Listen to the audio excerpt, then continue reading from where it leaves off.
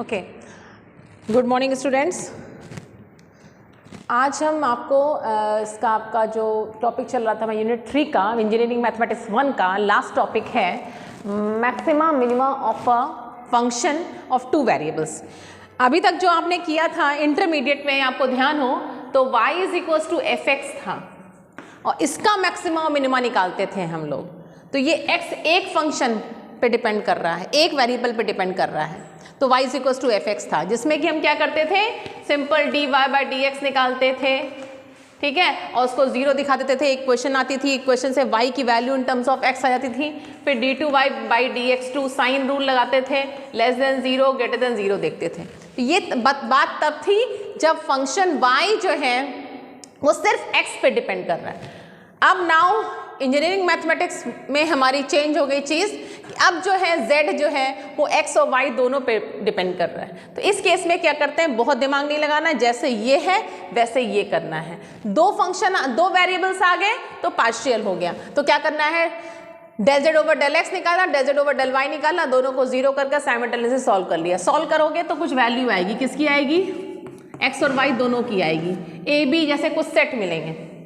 Okay, अब are S T निकाल लो। R is what, x2 double derivative of with respect to x, double derivative with respect to X Y, double derivative with respect to y निकाल लिया। R T minus S square को check किया, अगर greater than zero आ रहा है तो आगे बात होगी, लेस देन जीरो आया नो एक्सट्रीमम। ओके, कोई एक्सट्रीमा नहीं, कोई मैक्सिमम। एक्सट्रीमम मतलब होता है maxima, no neither maxima nor minima, no extremum. अगर ग्रेटर देन जीरो आता है तो बात बनती है, अगर ग्रेटर देन जीरो आ रहा है और आर की वैल्यू लेस देन जीरो है तो वो मैक्सिमा का पॉइंट होगा, और अगर ग्रेटर देन जीरो है तो वो मिनिमा का पॉइंट होगा। थोड़ा सा स्लाइटली उल्टा होता है, याद करने के लिए पॉज करके याद कर सकते हैं। ओके, सभी ने रूल पढ़ लिए होंगे, रूल समझ लिए होंगे। एक क्वेश्चन अटैक करते हैं सीधे without wasting the time. Examine the for extreme, जहां एक्सट्रीम वैल्यू आ जाए, एक्सट्रीम मीन्स या तो मैक्सिमा या तो मिनिमा, तो आपको यही रूल लगाना है। क्या है ये, क्वेश्चन दो दिए हैं, एक हम करेंगे एक आप करना होगा। पहला क्वेश्चन हम कर रहे हैं इसका, तो एक तरह से देखिए यहाँ पे फंक्शन क्या है, f x y is equals to x square plus y square plus 6x minus 12। तो एज पर रूल आपको क्या करना है, f का partial derivative with respect to x, okay, with respect to x के रेस्पेक्ट में करना है, तो क्या आएगा देखिए, 2x plus 6, okay, then del f over del y के रेस्पेक्ट में, x के रेस्पेक्ट में करेंगे तो y ट्रीटिंग कांस्टेंट, y के रेस्पेक्ट में करेंगे तो x ट्रीटिंग कांस्टेंट। y के रेस्पेक्ट में कर रहे हैं तो 2y नथिंग एल्स, इतना सफिशिएंट, खत्म। नेक्स्ट रूल क्या कहता है, इसको जीरो कर दो, तो इससे वैल्यू कितनी आ रही है इसकी, 6 गया -3, और इससे आ रही है y इज इक्वल टू, तो एक सेट आ गया क्या, -3। बाय द वे इसमें एक सेट आ रहा है, एक से ज़्यादा भी सेट आ सकते हैं, ठीक है, चलिए कोई बात नहीं, एक सेट आ रहा है -3, 0। अब तुम्हें -3, 0 पे चेक करना है क्या, r निकालिए, r is what, del f x two, del f x का एक बार x के रेस्पेक्ट में फिर से 2 आ जाएगा, फिर क्या निकालना है, s निकालना है, s इज व्हाट, जो आपने y का करा है उसको x के रेस्पेक्ट में करना है, दिस विल बी 0। फिर t क्या है, डेल एफ वाई 2, जो आपने y का किया है ऑलरेडी उसका अगेन y के रेस्पेक्ट में, दिस इज 2। फिर क्या निकालना होगा आपको, are T minus S square, R T, r into T, 4 और 0 विच इज ग्रेटर देन 0, तब बात होगी, लेस देन 0 बात नहीं होगी।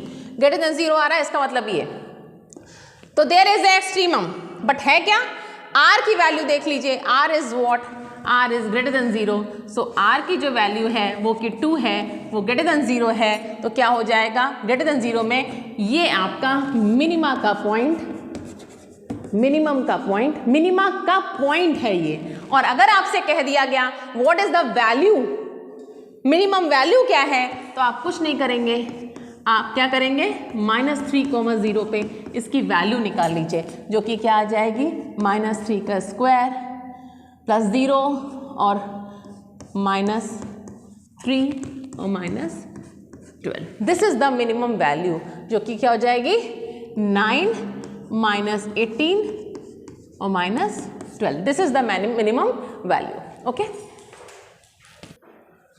हाँ ओके।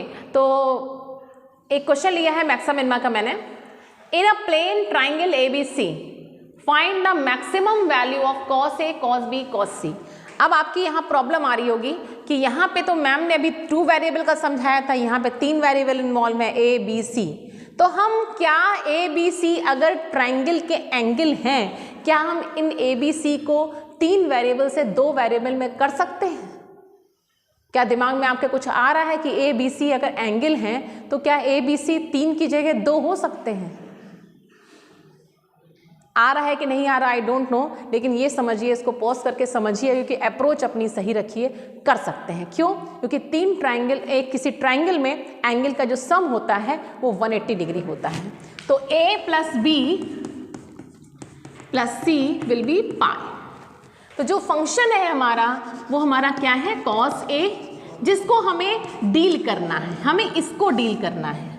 ये 3 वेरिएबल का है, but it could be written as what?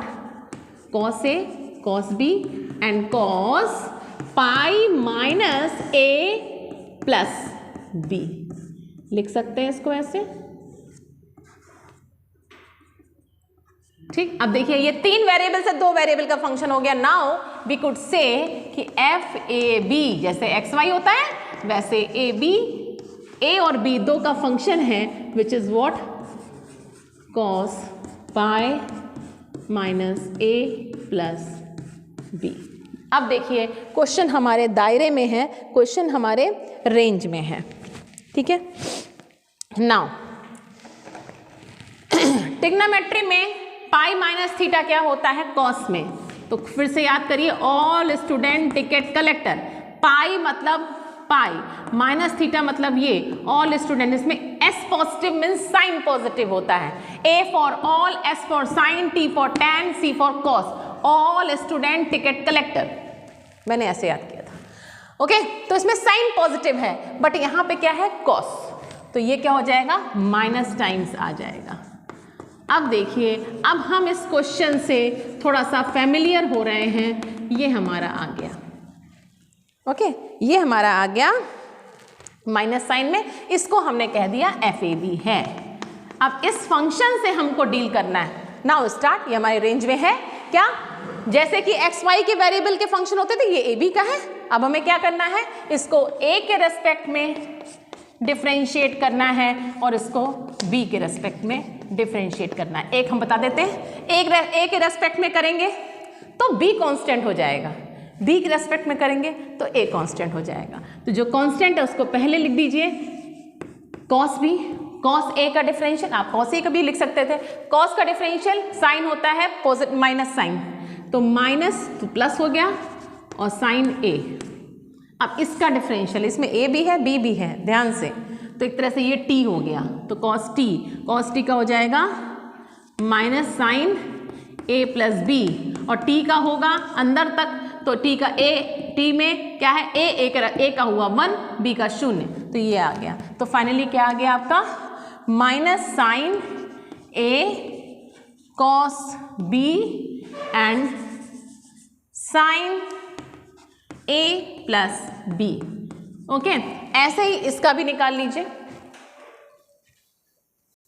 Okay, इसका डिफरेंशियल करना है आपको ए के रेस्पेक्ट में। जब ए के रेस्पेक्ट में करेंगे तो बी कांस्टेंट होगा, जो कांस्टेंट है उसको बाहर लिख दीजिए।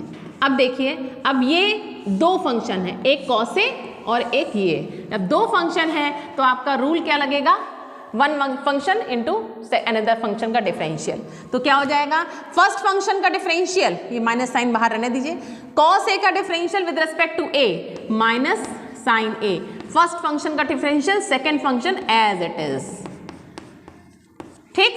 फिर plus cos A as it is, और इसका क्या हो जाएगा, माइनस का साइन ए प्लस बी।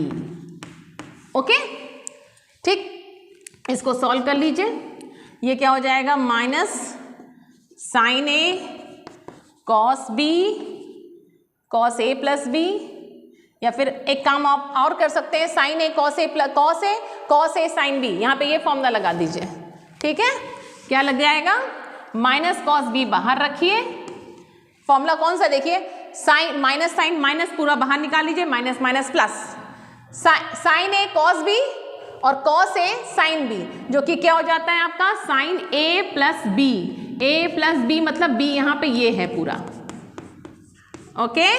तो ये आ गया आपका sine 2a plus b and cos b. ऐसे ही इसको भी करके इसकी वैल्यू निकालिए, ओके। आई थिंक आप लोगों ने इसकी पॉज करके वैल्यू निकाल ली होगी, जैसे सिमिलर हमने a के रेस्पेक्ट में डिफरेंशियल करा, वैसे ही b के रेस्पेक्ट में डिफरेंशियल करके आपने इसकी वैल्यू निकाल दी होगी। नाउ हमें फोकस करना है r s t की वैल्यू पे।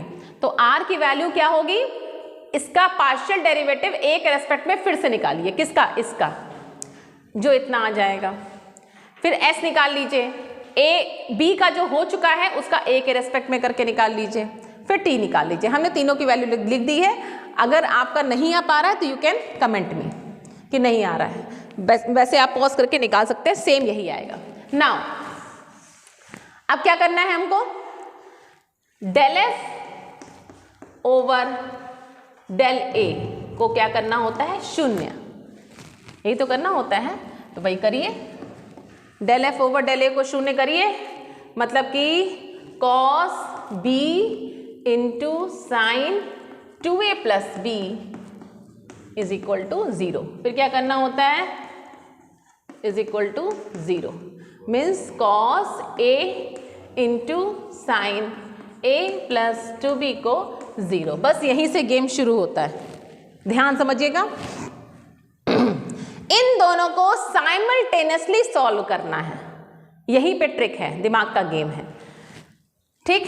साइमल्टेनियसली मतलब क्या होता है, देखिए इन दोनों को सॉल्व करने के लिए तो कुछ बचा नहीं है कि दोनों को घटाएं जोड़ें, इससे फायदा नहीं है, जो इसके पहले क्वेश्चन में था, इसमें नहीं है। इसमें क्या है, दो संख्याओं का मल्टीप्लिकेशन शून्य है। तो अगर हम पहला केस देखें तो या तो कॉस b बराबर 0 है और या तो साइन 2a प्लस b बराबर 0 है, ठीक। पहला केस अगर हमने ले लिया, फर्स्ट केस हमने इक्वेशन कौन सी ले ली है, सॉरी केस नहीं, इक्वेशन 1 ली है। दो इक्वेशन है, ध्यान से, हमने इक्वेशन 1 ले ली, इक्वेशन 1 से दो केस निकल के आ रहे हैं, या तो कॉस b 0 या तो ये 0। अब अगर केस 1, अगर कॉस b 0 हम ले लेते हैं तो b बराबर पाई बाय 2। कॉस 0 कब होता है, पाई बाय 2 पे 0 होता है, ठीक है। इतने समझ में आ गया। अब देखिए b की वैल्यू जो पाई बाय 2 है उसको इक्वेशन सेकंड में, क्योंकि साइमल्टेनियसली वर्ड है, 1 में से कुछ निकालो सेकंड में यूज करो, ठीक है। अब देखिए आपने b की वैल्यू पाई बाय 2 निकाली, अब ये मत करिए कि इसी में रख देंगे इसको, नहीं, सेकंड वाली में यूज करिए कि b की वैल्यू अगर पाई बाय 2 है तो इक्वेशन सेकंड क्या है भाई, कॉस a 0 है और या तो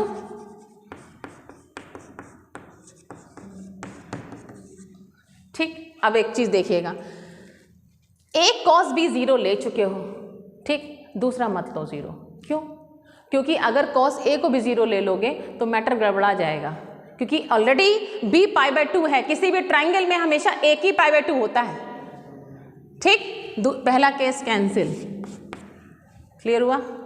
दूसरा केस क्या कहता है, साइन a प्लस 2b, इसमें ले सकते हैं 2b मतलब पाई, ठीक। साइन a प्लस पाई मतलब क्या हो गया, ये 0 हो गया, मतलब a plus pi, not possible, minus pi angle हो ही नहीं सकता। इसका मतलब जो हम लेके चले थे वो हमारा केस 1 खारिज हो गया, ये केस नॉट पॉसिबल। बात समझ में आई कि नहीं आई, फिर से समझो। सबसे पहले हमने इसको पकड़ा, ये 0 या ये 0, कॉस b 0, अगर ये 0 नहीं है तो पक्का ये 0 होगा, ये बात समझ में आती है। तो पहले हमने इसको 0 ले लिया, जब हमने इसको 0 लिया, ठीक, कॉस b को 0 लिया तो b पाई बाय 2 आया। जब b पाई बाय 2 हमने सेकंड इक्वेशन में कोशिश की करने की, तो पहले को सेकंड इक्वेशन क्या कह रही है, या तो ये 0 या तो ये 0। कॉस ए 0 नहीं हो सकता। क्यों भाई? क्योंकि अगर एक कॉस बी 0 है, मतलब कि एक एंगल π/2 है, तो दूसरा एंगल π/2 नहीं हो सकता। तो पहला केस खत्म। दूसरे केस में आए, हमने b को π/2 रख दिया, ये मीनिंगलेस आ रहा है। इसका मतलब जो हम लेके चले थे क्या, cos b बराबर 0, ये नॉट पॉसिबल है। जब ये नॉट पॉसिबल है तो दूसरा क्या हो गया, अपने आप सही हो गया। तो दूसरा केस जब हमारा सही हो गया, मतलब क्या हो गया, साइन 2a प्लस b बराबर 0, मतलब कि 0, 2a प्लस b बराबर 0, ये सही है। ओके ओके, तो देखो शायद समझ में आ गया होगा। एक तुम लोग को जरा सी एक प्रॉब्लम हो रही होगी कि मैम ये 0, भाई 0 देखो, साइन थीटा बराबर 0, साइन किस में 0 होता है, साइन। अब एक तुम लोग पूछ सकते थे कि मैम साइन तो 0 दो जगह होता है, 0 में भी होता है और पाई में भी होता है। तो यहाँ पे कायदे से तुमने 0 लिख तो दिया हमने, लेकिन पाई लिखना चाहिए। क्यों? क्योंकि दो एंगल का सम शून्य नहीं हो सकता। तो अगर पाई लिखो तब भी सही है। कैसे? a प्लस पाई, भाई साइन पाई की वैल्यू क्या होती है, साइन पाई इज 0, वो भी 0 होती है। तो अगर, और साइन 0 भी 0 होता है, ये भी सही है। लेकिन एक और केस ले सकते थे, उस केस को भी हम खारिज करके दिखाते हैं आपको। 0 की जगह यहाँ पाई भी ले सकते थे। जब पाई लोगे तो देखो a 0 आ रहा है, बल्कि कोई एंगल किसी ट्रायंगल में शून्य नहीं हो सकता। केस खत्म। इसका मतलब कि जो हम cos b लेके चले थे वो शून्य गलत था, वो केस हमारा गलत था। इसका मतलब दूसरा केस सही हो गया। दूसरा केस मतलब ये हो गया आपका कौन सा, साइन a प्लस 2b बराबर 0, ये हमारा करेक्ट है। जब ये सही है, ध्यान दीजिएगा, ये हमारा गलत हो गया, नॉट पॉसिबल, तो ये सही है। भाई दो संख्याओं का गुणनफल 0 है, एक को 0 हम नहीं दिखा पा रहे तो दूसरा तो 0 होगा ना। जब ये 0 हो गया, फिर वही चीज देखिए कि 0 लिखा है, साइन का मान कब 0 होता है, 0 में या पाई में। तो 0 मत लिखो, क्योंकि एंगल का सम 0 नहीं हो सकता, पाई तो हो सकता है। भाई दो एंगल का सम पाई, तो पाई से ऊपर नहीं जा सकते। वैसे 2 पाई भी हो सकता है, लेकिन 2 पाई नहीं, क्योंकि किसी भी ट्रायंगल में सम तो 180 होता है। तो साइन 0 का मान भी 0 होता है, साइन 180 डिग्री का मान भी 0 होता है, तो हमने 180 डिग्री ले लिया। ओके, इसी तरह से सेम आर्ग्यूमेंट से आप इसको लेके चलिए और प्रूफ कर दीजिएगा कि a प्लस 2b भी पाई आ रहा है। कर लेंगे आई थिंक। कैसे करेंगे? फिर यही चीज, ये 0 या तो ये 0, ये 0 लेके चलोगे, कैश कैंसिल हो गया तो ये 0 हो गया, ये 0 हो गया तो ये पाई आ गया। अब इन दोनों को सॉल्व कर लो। इन दोनों को सॉल्व कैसे कर सकते हो? घटा दो तो क्या आ जा रहा है भाई, a बराबर b, a माइनस b बराबर 0, a बराबर b। ठीक है, a बराबर b आ गया, a बराबर b है। अब what about c? c is what, pi minus a plus b। ठीक है, दो एंगल बराबर है, किसी ट्रायंगल में दो एंगल बराबर है और तीसरा एंगल आपका क्या होगा? तो अब आपको, अब देखिएगा, ए तीनों का सम आपका 180 डिग्री है। एक सेकेंड, ओके, इन दोनों को घटाने में a बराबर b आ रहा है और जोड़ने में a प्लस b बराबर 2π/3 आ रहा है। दोनों को सेटिस्फाई करते हुए इक्वेशन a की वैल्यू होगी क्या, a बराबर π/3 और b बराबर π/3। इन दोनों के अलावा कोई और चीज इसको सेटिस्फाई नहीं कर सकती। ओके, a का मान π/3, b का मान π/3, तो c का मान भी क्या होगा भाई, 60 आ रहा है, तो कैसा है, इक्विलेटरल ट्रायंगल 360 होगा। तो तीनों एंगल आ गए, a b 3 c, तीनों आ गए, a π/3, b π/3 और c भी π/3 आ गया। अब आपका टारगेट क्या होना चाहिए, RST की वैल्यू किस पे, π/3 पे वैल्यू। तो फटाफट निकाल लीजिए इसकी वैल्यू, r की वैल्यू π/3 π/3 पे, s की वैल्यू π/3 π/3 पे, मतलब a की जगह π/3 रखिए, b की जगह π/3 रखिए, और t की वैल्यू एट π/3 π/3 पे कितनी RST की वैल्यू लिख ली होगी आपने, निकाल ली होगी। a को π/3, b को π/3 रख करके आपने तीनों की वैल्यू निकाली। RT minus s square, RT कितना है -1 minus S square, S square मतलब 1/4, पॉजिटिव निगेटिव, आर की वैल्यू, आर की वैल्यू तो नेगेटिव आ रही है भाई, are T minus S square कितना आ रहा है, पॉजिटिव आएगा। ठीक, इसका मतलब एक्सट्रीमम है। क्या है ये नहीं पता करनी, क्वेश्चन में ध्यान दीजिएगा, क्योंकि क्वेश्चन दिया है find the maximum value, obvious सी बात है मैक्सिमम आ रही है, क्यों, आर की देखिए less than value, so there is a maxima, हो गया। और मैक्सिमम वैल्यू चाहिए मतलब कि एफ ए बी ये है तो π/3 कॉमा π/3 पे वैल्यू, तो cos π/3 और cos π/3 और cos 2π/3, इस पे इसकी वैल्यूज निकाल लीजिए, सॉल्व कर लीजिए, which will be at the last 1/8. This is your answer. So maximum value of cos A, B, cos A, B, C, cos A, cos B, cos C is 1/8.